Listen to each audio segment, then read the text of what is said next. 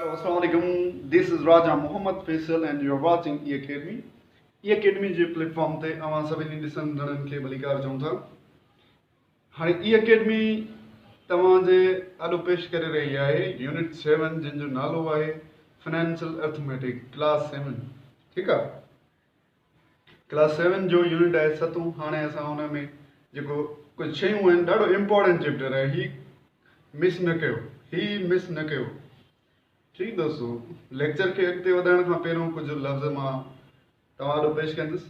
जेकॾहिं असांजो चैनल तव्हां अञा सब्सक्राइब नाहे कयो त सब्सक्राइब कयो, लाइक कयो ऐं ॿियनि ताईं बि फैलायो त जीअं ही सभु हिन मां भरपूर फ़ाइदो हासिलु कनि ऐं मुख़्तलिफ़ एग्ज़ाम्स जे लाइ JST PhD एग्ज़ाम्स जे लाइ हू बाआसानी तयारी करे सघनि। ठीकु दोस्तों, अचो हाणे वधूं था पंहिंजे असल मौज़ू तरफ़। हाणे आहे टैक्स। शुरुआत कयूं था टैक्स खां। टैक्स असां छाखे चवंदा आहियूं, मां तव्हांखे पहिरियों इहो इंट्रोडक्शन वॾो ॾेई थो वञा। टैक्स दोस्तों असां चवंदा आहियूं, तव्हां ॾिसी सघो त गवर्नमेंट जेका आहे असांखे स्कूल्स जी एजुकेशन फ्राहम कंदी आहे, हॉस्पिटल्स फ्राहम कंदी आहे, पुलिस सिक्योरिटी वग़ैरह फ्राहम कंदी आहे ऐं अहिड़े क़िस्म जा मुख़्तलिफ़ शयूं जेका सो गवर्नमेंट असांखे फ्राहम कंदी आहे। ठीकु आहे। उहो कीअं कंदी आहे फ्राहम? उहो न करे कंदी आहे त गवर्नमेंट असां मंझां ई जेको आहे सो असां खां ई पैसा वठंदी आहे, टैक्स हणंदी आहे मुख़्तलिफ़ शयुनि ते, प्रोडक्ट्स ते, असांजी इनकम ते, प्रॉपर्टीज़ ते मुख़्तलिफ़ टैक्सिस लॻंदा रहंदा आहिनि, जंहिंजे नतीजे में गवर्नमेंट पंहिंजा ख़र्च पूरा कंदो आहे। गवर्नमेंट ख़र्च पूरो कीअं कंदो आहे? उहो असां मंझां टैक्स लॻाईंदो आहे, टैक्स वठंदो आहे। ठीकु, इहो टैक्स जो कॉन्सेप्ट ई हुयो। हाणे टैक्सिस वरी ॿिनि क़िस्मनि जा हूंदा आहिनि। हिकिड़ा हूंदा आहिनि डायरेक्ट टैक्सिस ऐं इनडायरेक्ट टैक्सिस। हाणे मां तव्हांखे इहो ॿुधायां त डायरेक्ट टैक्स छाखे चइबो आहे ऐं इनडायरेक्ट टैक्स छाखे चइबो आहे।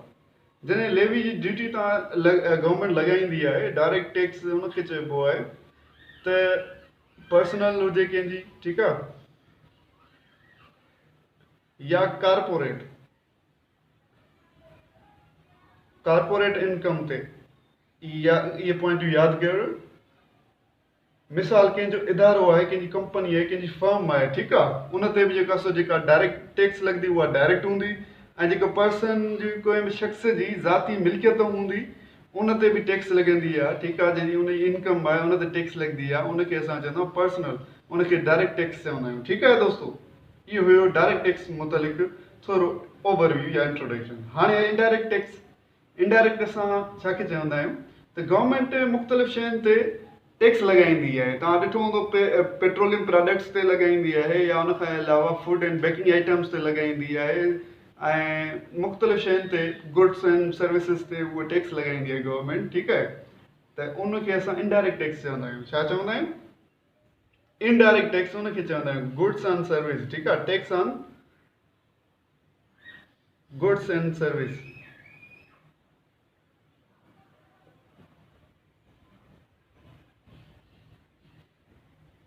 ठीकु आहे दोस्तों। हाणे त इहो थी वियो डायरेक्ट ऐं इनडायरेक्ट टैक्स। हाणे अचूं था त जेका सो इनडायरेक्ट टैक्स में असां छा पढ़ंदासीं।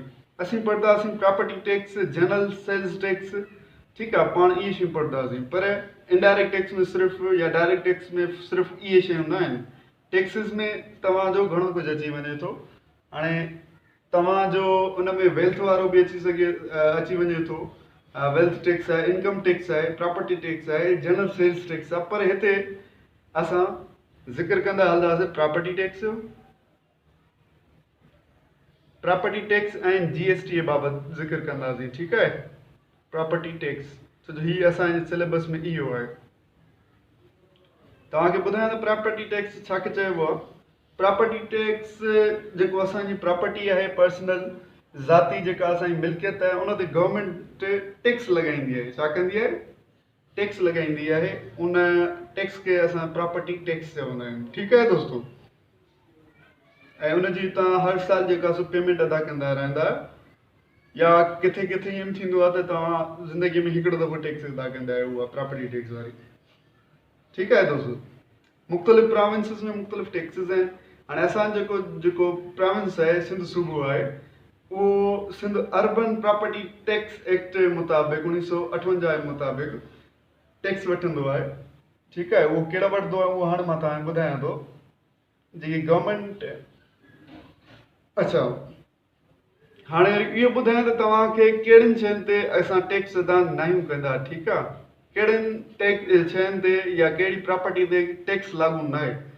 जेकी गवर्नमेंट ओन्ड प्रॉपर्टीज़ हुजनि, जे गवर्नमेंट जूं प्रॉपर्टीज़ हुजनि या रेजिडेंशियल बिल्डिंग्स हुजनि, ठीकु आहे? इहे लफ़्ज़ मुंहिंजा यादि रखो, या रेजिडेंशियल बिल्डिंग हुजे ऐं उहा 120 स्क्वायर यार्ड खां मथे न हुजे। छा?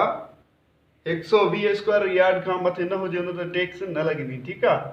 या वरी हिकिड़ो रेजिडेंशियल फ्लैट आहे, उहो 600 स्क्वायर फीट आहे, 600 स्क्वायरनि जो फुट आहे, ठीकु आहे? या उन खां घटि जो आहे त उन ते बि का टैक्स न आहे। लाइब्रेरी, पार्क्स, प्लेग्राउंड, ठीकु आहे? ऐं मस्जिदनि, मंदर वग़ैरह ते, गिरजाघरनि ते, या उन खां अलावा जेकी यतीम घर आहिनि, इन्हनि सभिनीनि ते, कब्रिस्ताननि ते, इन्हनि सभिनि ते का बि टैक्स न आहे, ठीकु आहे? हाणे उन खां अलावा जेकी कल्चरल ऐं हेरिटेज प्रिजर्वेशन आहिनि, उन्हनि ते बि का बि टैक्स वग़ैरह न आहे। उन में ॾिनो वियो आहे, प्रॉपर्टी लिस्टेड आहे, तव्हां उहो ॾिसी सघो था, ठीकु आहे दोस्तो? इहे मुख़्तलिफ़ शयूं आहिनि, उन में तव्हांखे ख़बर पइजी वेंदी। हाणे चवे थो, ठीकु आहे, इहो हुयो प्रॉपर्टी टैक्स। हाणे अचूं था पंहिंजे असल मौज़ू तरफ़। हाणे असां हिननि खे सॉल्व कयूं था प्रॉपर्टी टैक्स ते, ठीकु आहे दोस्तो? हाणे प्रॉपर्टी टैक्स मां तव्हांखे ॿुधायां त प्रॉपर्टी टैक्स अमूमन 3% ते वरितो वेंदो आहे। घणनि ते? 3% ते वरितो वेंदो आहे। हाणे उन मुतालिक़ मां तव्हांखे हिकिड़ो प्रॉब्लम करायां थो, पोइ इनशाअल्लाह तव्हांखे जेकी डिफिकल्टीज़ हूंदियूं उहे तव्हां दूर थी वेंदियूं। दोस्तो, हाणे हिकिड़ो प्रॉब्लम ॾिनो वियो आहे, उन में असांखे प्रॉपर्टी मालूम करणी, प्रॉपर्टी आहे असांजी, उन ते केतिरी टैक्स लागू थिए थी उहा मालूम करणी आहे। तव्हांखे पहिरियों ॿुधायां त गवर्नमेंट अमूमन जेको प्रॉपर्टीज़ वग़ैरह ते 2% या 3% जेको आहे टैक्स लॻाईंदी आहे, ठीकु आहे? इहा ज़हन में विझी छॾियो। हाणे मिसाल तौरु, हाणे तव्हां मुंहिंजी मिल्कियत आहे, ठीकु आहे? फाइन प्रॉपर्टी टैक्स आहे न property of R S 14 lakhs, ठीकु आहे? At the rate of 3%। हाणे मिसाल तौरु हीअ मुंहिंजी मिल्कियत आहे, 14 लख रुपए मूं वटि आहे, ठीकु आहे? 14 लख रुपए जी प्रॉपर्टी मूं वटि आहे, त उन ते 3% जेका सो प्रॉपर्टी टैक्स लॻे थी, ठीकु आहे? त 3% जेका सो केतिरी थींदी, हाणे उहो सिखूं था पाण, ठीकु आहे दोस्तो? हाणे इन जो सभ खां पहिरियों त मां तव्हांखे फार्मूलो ॿुधायां, छो जो फार्मूलो जेसि ताईं न ईंदो कंहिं बि शइ जो, प्रॉब्लम्स जो, त पोइ प्रॉब्लम्स में प्रॉब्लम ई रहंदी, ठीकु आहे? प्रॉब्लम दूर तॾहिं थींदी प्रॉब्लम में जॾहिं असांखे फार्मूलाज़ हुननि जा यूज़ करणु अचनि, ठीकु आहे दोस्तो? हाणे ॾिसो, इन इहो फार्मूलो आहे रेट, यानी कि जेको परसेंट ॾिनल हूंदो, ठीकु आहे? इंटू वैल्यू ऑफ प्रॉपर्टी, जेको वैल्यू ऑफ प्रॉपर्टी या वर्थ जेका प्रॉपर्टी जी आहे, मिल्कियत मालियत आहे, उहो तव्हां लॻाईंदो ऐं उनखे 100 सां वरी पोइ डिवाइड कंदो। अचो हाणे पुट कयूं था फार्मूले में। हाणे फार्मूले में पुट कयूं था, हिनखे असां चवंदा आहियूं प्रॉपर्टी टैक्स, ठीकु दोस्तो? हाणे रेट घणनि फीसद ते आहे? ॾिसो, शरह रेट, यानी कि शरह जेका सो घणनि जी आहे? 3% आहे, बिल्कुलु 3 थी वियो। 3% यानी कि 3/100, ठीकु आहे दोस्तो? हाणे ॾिसो वैल्यू ऑफ प्रॉपर्टी जो वैल्यू घणो आहे? 14 लख आहे। ॾिसो, 1 2 3 4 5, ठीकु दोस्तो? थी वियो, 14 लख थी वियो। हाणे तव्हां सिंपली अचो सिंप्लीफाई कयूं। हाणे 2 ॿुड़ियूं हिन हुयूं, 2 ॿुड़ियूं हिन हुयूं, ठीकु आहे दोस्तो? हाणे ॾिसो, 1 2 3, 1 2 3 ॿुड़ियूं प्लेस कयूंसीं। हाणे तव्हां टेबल लॻायो, 3 4 42, ठीकु आहे दोस्तो? त हीउ घणो थियो? 42,000 रुपया। छा? 42,000 रुपया असांजी टैक्स लॻे थी। छा? 42,000 रुपया असांजी टैक्स लॻे थी 14 लखनि ते। सिंपली 14 लखनि जेकॾहिं तव्हांखे मिल्कियत आहे 14 लखनि जी, त सिंपली तव्हां 42,000 रुपयो अदा कंदव, ठीकु आहे? 42,000 रुपयो अदा कंदव, हुन ते टैक्स तव्हांजी इहा लॻे थी, ठीकु आहे दोस्तो? उमेद तव्हांखे सम्झ में आयो हूंदो। तमामु इंट्रस्टिंग टॉपिक्स आहिनि ऐं हीअ जेको आहे सो असांजी रोज़मर्रा जी ज़िंदगीअ जे मुताबिक़ ई आहिनि, तव्हांखे ॾाढो मदद ॾींदा, हर हंधि मदद ॾींदा। वरी इन सां मुतालिक़ कुझु प्रॉब्लम्स जेकी आहिनि 5 6 सभु कंदा रहंदासीं इंशाअल्लाह, त जीअं तव्हांखे बाक़ाइदा कमु अचनि हर हिकु एग्ज़ाम में।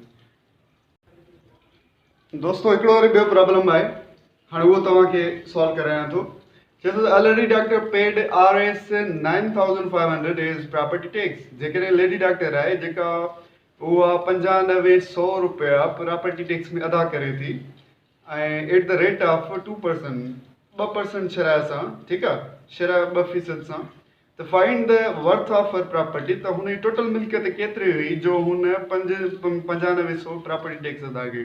ठीकु आहे दोस्तों, हाणे उहो मालूम करिणो आहे। हुन में त सिंपल हुयो त प्रॉपर्टी टैक्स मालूम करियो, पर हिन में ईअं न आहे। हिन में छा थो चए त प्रॉपर्टी टैक्स मालूम आहे पर हुन जी टोटल मिल्कियत केतिरी आहे उहा मालूम करणी आहे। अचो त मां तव्हां इहो बि ॿुधाए छॾियां। सॉल्यूशन सभ खां पहिरियों त फार्मूलो तव्हांखे यादि हुजे, ठीकु आहे दोस्तों। हाणे फार्मूलो तव्हांखे प्रीवियसली मां तव्हांखे ॿुधायो आहे, टैक्स ऑन प्रॉपर्टी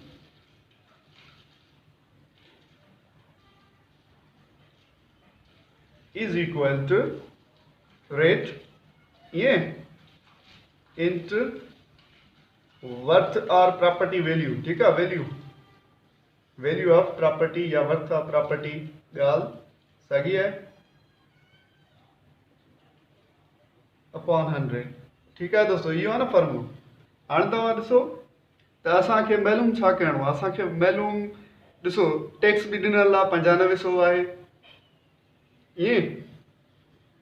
हाणे रेट जेका सो घणा 2% सां थो चए, बिल्कुलु। ऐं वैल्यू ऑफ प्रॉपर्टी जेका सो मालूम न आहे, इन करे इन जी जॻह ते एक्स था आणूं, ठीकु आहे दोस्तों।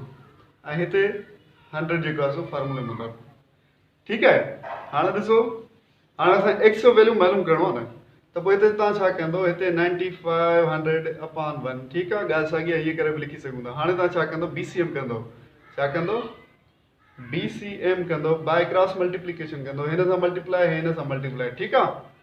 इनखे चवंदा BCM। हाणे छा थियो, 2 into X is equal to 9500 multiply by 100। दोस्तों ईअं ई थींदो न, यस ईअं ई थींदो। हाणे ॾिसो, हाणे असांखे एक्स जो वैल्यू मालूम करिणो आहे, त टोटल जेका सो वैल्यू या वर्थ मिल्कियत जो केतिरो हुयो, जंहिंमां हुन 9500 रुपया अदा कई, त एक्स, ठीकु आहे। हिते मल्टीप्लाइड आहे, बराबरि जे ॿिए पासे खणी वञोसि त डिवाइड थींदो। ई 9500 मल्टीप्लाई बाय 100 अपॉन 2, सिंपली 1 खां 2, 5 खां 10, ठीकु दोस्तों। हाणे 1 2 3, 1 2 3, 3 0 इहे ॾेई छॾियासीं। हाणे तव्हां 5 5 25, 2 मथे विया, 5 9 45, 45 2 47 थियो। त दोस्तों जेका लेडी डॉक्टर हुई उन जी मिल्कियत हुई 4,75,000, जंहिंमां हुन टैक्स ॾिनी 9500 रुपया, ठीकु आहे, 2% जे हिसाब सां। त पोइ अहिड़े नमूने सां तव्हां इन्हनि प्रॉब्लम्स खे ईअं आसानी सां करे सघो था, का बि डिफिकल्टी वग़ैरह न आहे, तमामु आसान प्रॉब्लम्स आहिनि। छा आहिनि, तमामु आसान प्रॉब्लम्स आहिनि। उन ते कुझु एक्सरसाइज़ अथव, एक्सरसाइज़ अथव 7.1, उन्हनि खे तव्हां सॉल्व कयो त जीअं तव्हांखे झटि में इन्हनि प्रॉब्लम्स खे सॉल्व करे वञो पाण ई, ठीकु आहे। हाणे हिन ते पार्ट ए बि अथव, पार्ट बी बि अथव, ठीकु दोस्तों। इहो असांजो थी वियो। हाणे असां कुझु अॻिते वधंदासीं। अॻिते मां हाणे तव्हांखे जनरल सेल्स टैक्स मुतलिक़ ॿुधाईंदुसि नेक्स्ट लेक्चर में, ठीकु दोस्तों। Thank you so much for watching this.